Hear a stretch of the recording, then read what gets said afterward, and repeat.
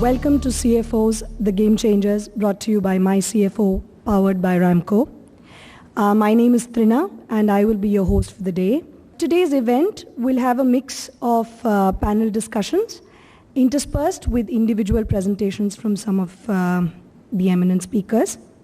What we have today is execution-based insights by practicing CFOs or who have contributed to the growth of various organizations across sectors on the everyday matters that occupy the minds of CFOs. To commence the event, I'd like to call upon Venkat. Venkat is a chartered accountant, cost accountant, and associate of the Institute of Risk Management, London. Venkat today talks to us about how the CFO is best placed to change the game. So firstly, a very warm welcome to all the CFOs here in the audience and all promoters and CEOs who have come here to figure out how they can get more work done out of their CFOs. But a very warm welcome to both those categories of people. I'm not going to spend much time talking about stuff I think that most of us already know about, which is how the role of a CFO has now evolved from being that of a controller.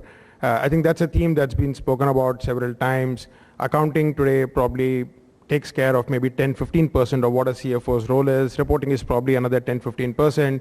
A bulk of it is really acting as business partner to the CEO to figure out how to improve business valuations.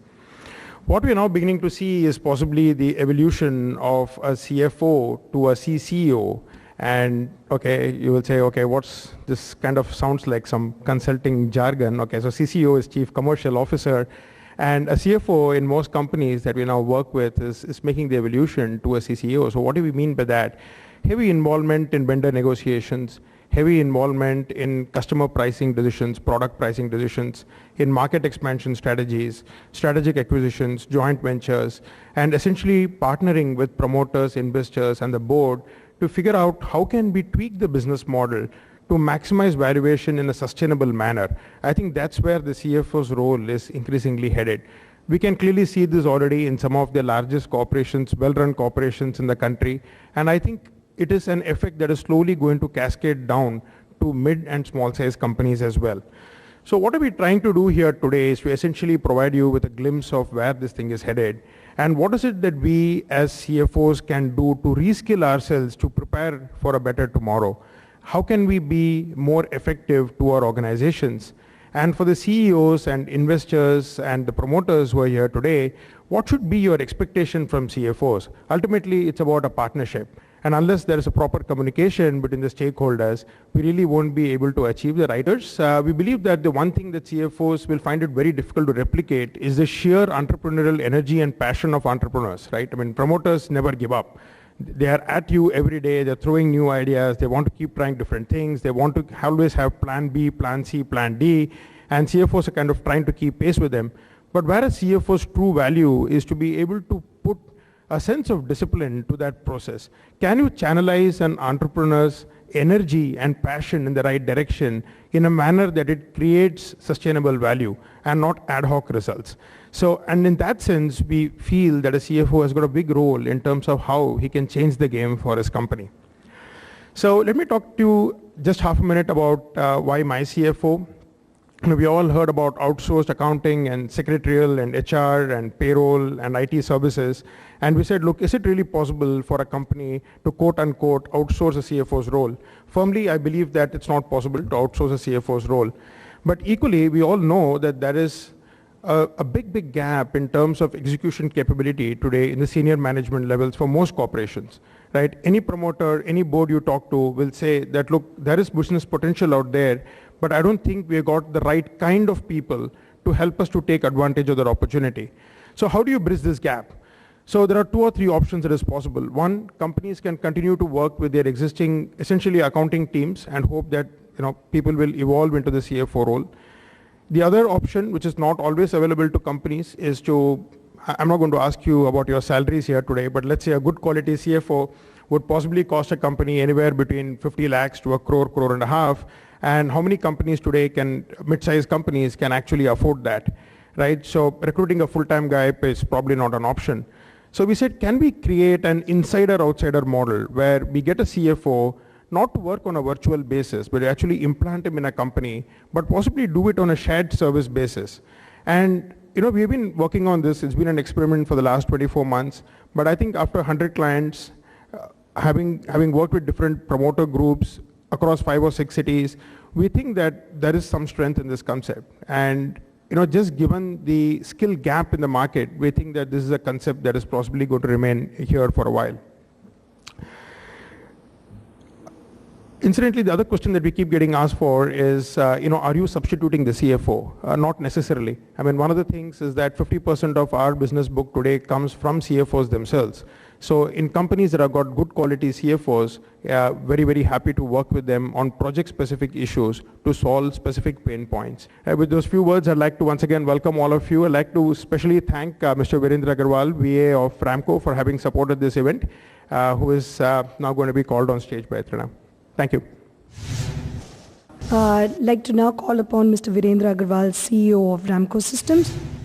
We will talk about the trends in general. It is what is happening in the industry on a global basis, and not necessarily what we are doing at Ramco. We will also cover a bit of that, but mostly it's about where the world is headed.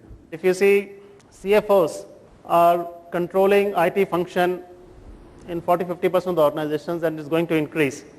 IT no longer reports to the CEOs in many occasions.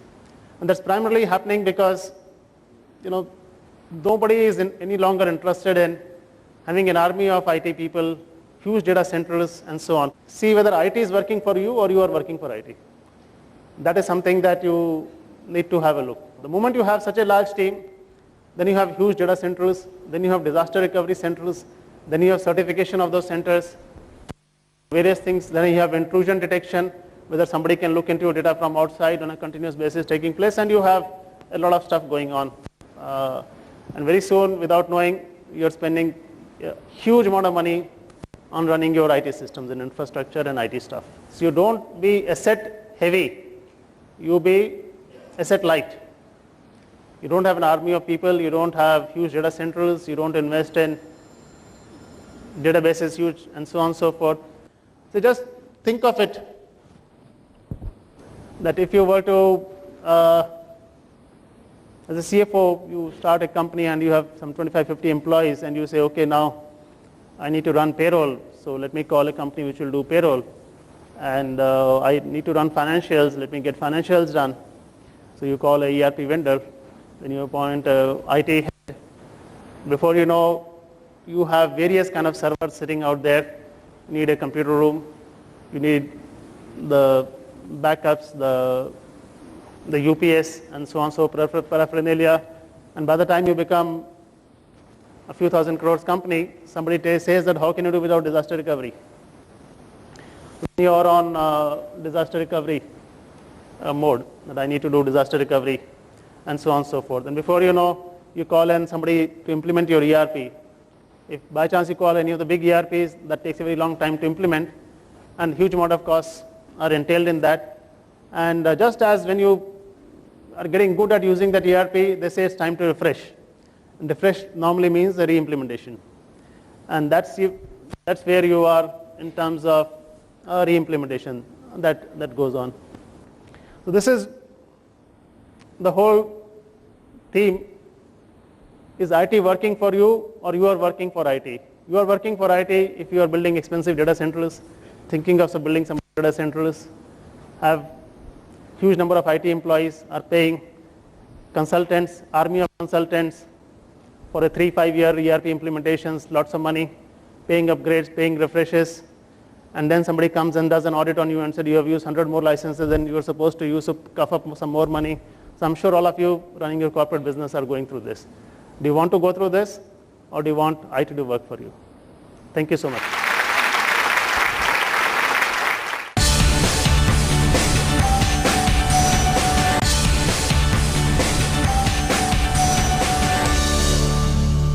We'll start with our first panel discussion titled Smart Performance plus Good Communication equal to Better Market Valuations, will be moderated by Venkat of MyCFO. Delighted to be in the company of an extremely distinguished panel. May I please request GS to make your introductory comments.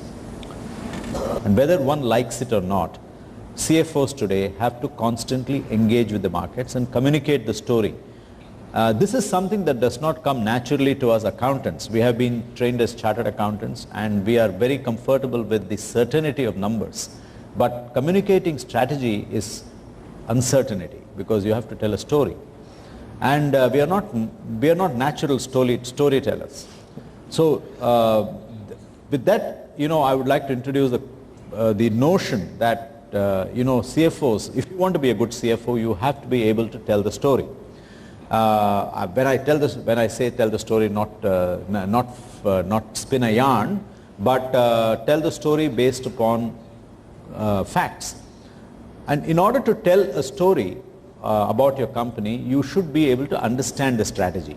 And this is where the disconnect between the finance function and the rest of the organization can have a very telling impact. First of all, many companies don't have a strategy. Second of all, strategy is in the mind of the CEO very frequently not shared with the CFO because the CFO is constantly embroiled with the quarter numbers and closing books and that sort of mundane activities. And the third problem is the CFO thinks the numbers part of it is much more important than the storytelling part. So this is also an attitudinal issue. I will sort of close by saying that we do not put enough premium on communication abilities. It is very critical. Unfortunately, whether we like it or not, English is a language of business. We have to be able to speak fluently and well. And fluently and well not just to small audiences like an analyst, but to a community of analysts. Like, if you're on a road show and you're doing you're communicating with a bunch of 100, 150, sometimes very hostile analysts, you should be able to duck and weave your way through that experience. And CFOs who do that well, I think, are very, very successful. I can think of very big names like Mohandas Pai, who was brilliant at this, and many CFOs who have actually botched it because they didn't tell the story well. With that, I think that summarizes my experience. Okay, thanks, GS. So with that, let me now request Raj to please make his introductory comments. See, even a bad situation, how optimistic way we can look into that and how we can convey, that is very important actually. See, like if you see most of the time in the past, we used to manage the business to get the profit. Now, we manage the business to sell the business. That has become the business today. The business of any of the promoter today is not running the business and to take the profit. Today the business is to grow the business and sell the business and take the money. It is nothing wrong in that. So in this, the CFO's role is very, very, very important. I feel no other person in the company can fill that gap because you are working closely with the CEO and you know his mind. You can convert his ideas into your strategy and you can convert that into a presentable story, and that can create the value for the company. That is very, very, very important. So basically the CFO role is completely changing. Please, whatever we studied, read or did audit, I think we have to use it only as a knowledge for understanding and analyzing the annual report, but not more than that.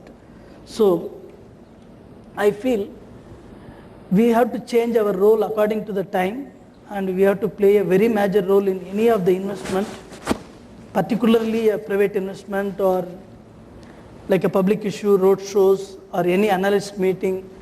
Our role is completely changing, where smart communication is the key for success. Thank you so much, Raj. Kapil, can I please request you to... Yeah. Actually, quite a few of the points that I had in mind have already been mentioned. When GS mentioned that the strategy or whatever you want to communicate has to be communicated in a simple manner, I think that's really critical, because most analysts, whether on the debt side or fund managers, they are not technical people. They are mainly business graduates, and when you explain in common sense language, they are able to understand what you're saying. It is not much use, at the end of the meeting if you've gone through a very fast and jazzy story, but the analyst has really not understood what you're trying to say. So it's very important to be simple when you're communicating the story to the analyst. And the other point is that you must be accessible. One thing that analysts and the investing community will absolutely not like is to lose trust, and the easiest way to lose trust is to not be accessible. Whether it is a good news or a not so good news, being accessible at all times to analysts is very important. And I think that is where having a full-time IR person comes in, because he has more time and he is able to be more accessible to the investors. The other very important quality to bear in mind is to be seen to be fully transparent and trustworthy in what you're saying. All questions should be addressed fully. You should not be seen to be dodging a question or giving a half answer, because today corporate governance and integrity are very important. Even if the performance is great, if there is a perception of being not very transparent or lack of corporate governance practices, that will not lead to a better valuation. So as I feel, the PER, the price earning ratio, comes from performance and perception. Both of them go hand in hand, and you cannot take one out from the other. The other critical part for a CFO is to set the expectations right, because he knows exactly what's happening in the business. That's one of his most important roles, to get a pulse for the business cycle, for the future. That's what he has to present to the CEO and to the board as well. So setting the expectations for the analyst community is very important. So on that note, a very warm round of applause please for our panelists. Thank you.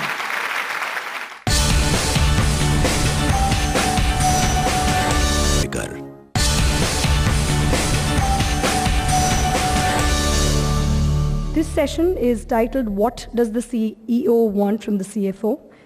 And it will be moderated by Deepak Narayanan of MyCFO. Amira, what's impressive about your profile is the fact that you've scaled up Metropolis to 100 centers, 600 collection centers. You've got JVs in different countries, and you've got operations in overseas as well. So that means your CFO actually has a very tough job. Okay, so what's your take on that? What do you think? That's true. He has a tougher job than me. Okay. When I got my CFO about 5 years now, and the profile of the company was quite different then, where we had much fewer centers. It was less scattered geography-wise, and it's been very interesting to see how he's sort of evolved with the business as we've sort of moved forward, which has been very essential, because he's actually moved from playing a role of a financial controller in a way, which is what I'd hired him as, and he's become sort of more of a seasoned CFO as the years have gone by. And I think it's been very interesting that he's played such an integral part of growing the business with me.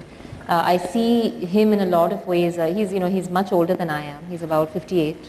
And I like the fact that he's got these years of experience and probably wisdom that maybe I'm lacking. And he's in a lot of ways my mirror. In a lot of ways, I give the honest opinions that I have about a lot of things, and in a lot of cases, if I'm thinking, something in a direction which is a bit off with what I would normally do, with my normal culture, with the DNA of the organization, and sometimes, you're tempted to do something a little different way, he's usually the guy that sort of puts me back on the path. Right. So without actually asking you what your age is, I'm going to move on to Ravi. So, Ravi, you're actually a well-known name, right, in the sports and media industry. You've been a professional CEO yourself, and now you're a founder CEO, right? So what is it that you typically expect from your CFO? Look, I think it's certainly different being running a multinational company to starting your own organization, but I don't think the expectations change that much. I think that when you're doing a startup, my CFO certainly is much more of a business partner than just a number cruncher.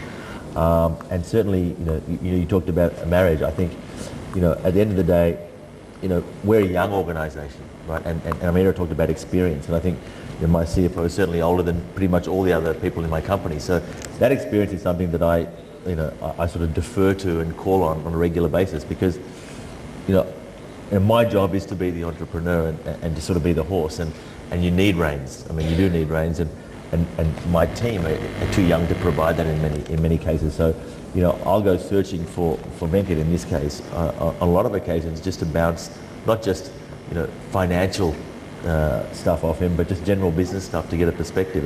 And I think it's true, especially for entrepreneurs, especially for younger entrepreneurs.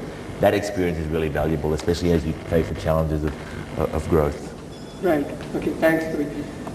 Ramnath, you've got, you're uniquely placed, isn't it? I mean, you're unique in this panel as well, since not too many CIOs, as I know, are involved on the business side as well, right? So you've been on the operations side of CRISIL pretty much from the time CRISIL started, and you've also seen the technology side, right? What's your perspective on the CFO's role? One is the financial controller that Amira talked about. We are raring to go. We want to achieve a lot more than what the market can do. We want to be right there ahead of the curve, and we want to burn a lot of cash going there. So that's when he acts or puts on the hat of a financial controller, tells us, hey guys, hold your horses. While you do this, you have to ensure that you actually get your returns. And the second role is where we say, can we do this? Are we capable of doing this? Can we achieve and deliver? Can we find the resources? Can we pay back our shareholders? That's when he has to play the role of saying, yes guys, you have done it in the past, you have the track record, we have funds, we are rewarding our shareholders immensely, we are one of the biggest value creators in the market, you guys are doing it, that is why the value is created, that is where the wealth comes from. And that is a very difficult role to play. One side rearing us in and saying, guys, hold your horses. The other side, guys, if you don't do this well, you will not be a 10,000 rupee share with 1,000 crore turnover. So that's what our numbers look like. So very challenging role if you ask me. And the expectation is also to wear the hat of an analyst. All of us who have graduated and grown in CRISIL are analysts. We have cut our teeth doing analysis. So we expect our CFO to come to the table with facts, numbers, graphs, presentations. And on the flip side, he also has to be a risk taker. So it's too much of an ask if you ask me. It's not an easy job. Okay, so what's coming out of the panel is the fact that the first and foremost thing to make a CEO-CFO relationship work is chemistry between the CEO and the CFO, right? Which is paramount. I don't think we are saying anything different from say how a family operates, right? So unless you've got that chemistry, unless you've got a sense of bonding, unless you've got a shared vision, I think the relationship is going to fail, right? But I think the moral of the story still is that you could have all your fights within the boardroom, but never come out and wash your dirty linen in public, right? So with that I would like to end this session. Thank you all for this wonderful. I'd like to thank Ramco, who are the sponsors of today's event. I'd like to thank Kanchan Kumar and Lavin from TAI for their support in making this event happen. I'd like to thank Amit Bhai, Atul Bhai and Mitesh from AP Doshi. They are our accounting audit tax partners for the event. Ashish George of SysConnect and Radhakishan Pillai from Chanakya Institute for your support to this event. I'd like to thank our TV partners ET Now and Venture Intelligence, who are our research partners for this program. With those few words, thank you all once again for having spent your time with us, and I look forward to meeting you all at another forum in the near future. Thank you so much.